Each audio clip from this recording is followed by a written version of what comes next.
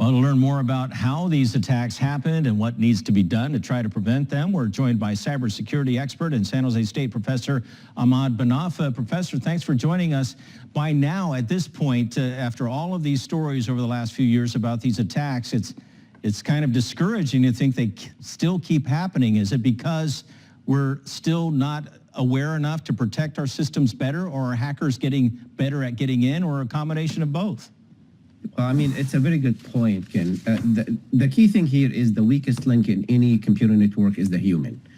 And most of the ransomwares, most of them, 90% of them, really happen through something called phishing email. You click on a link or you download an attachment, which is basically a code that will have access to the network.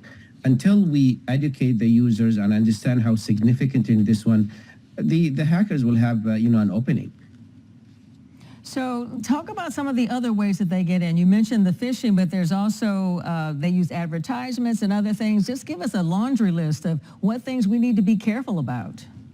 I mean, think before you click. That's the rule that we have in cybersecurity. Number two is if you receive any kind of, an advertisement or a link to a website of your bank, which is not the normal way for you to get there, that could be a possible one.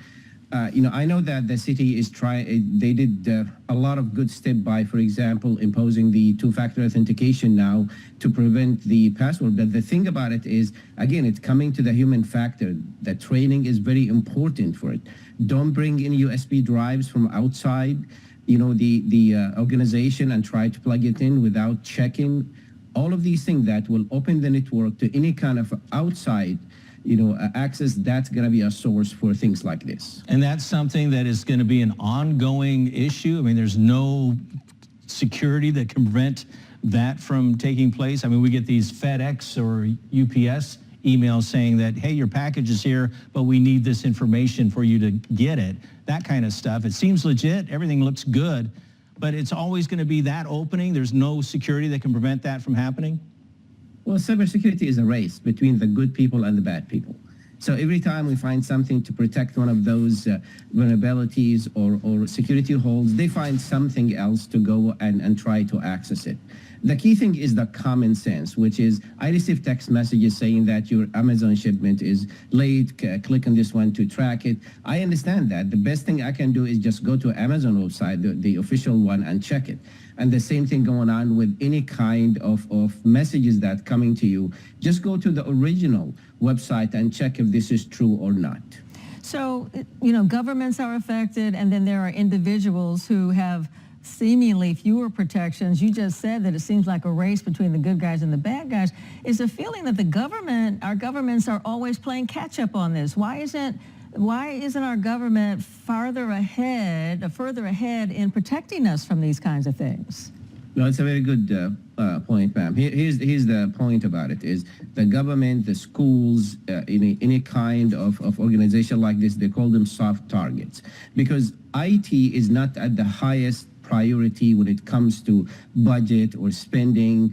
There are other things that have to be done before we can get to the list of the latest technology or the practices or the training for the users. And the hackers, they know that. I mean, we have stories about a lot of school districts being hacked. Why? Because they don't have enough staff, they're understaffed, and they don't have any budget, so they can buy the best of the equipment and software to protect themselves. And this is what we have. And this group, they call them Play Crypto. They did the same thing to the court system in Argentina. They're really targeting Latin America. They go after places like this where they know the protection is less. So the bottom line is the people who have been compromised with their personal information out there, what should they do? Okay, number one is if you have any business with the city, just change your password. Make sure that the password is because it's already there in their hands. Number two is monitor your financial accounts. See anything suspicious, freeze your account, freeze your credit. Make sure that you watch it at least for the rest of this year to make sure that nothing happened. Because what they have done is phase 2 of ransom attack. The city did not pay them, and now they say we're going to leak this information to show you that we have your information. We're going to force you to pay us, and that's how the ransomware works.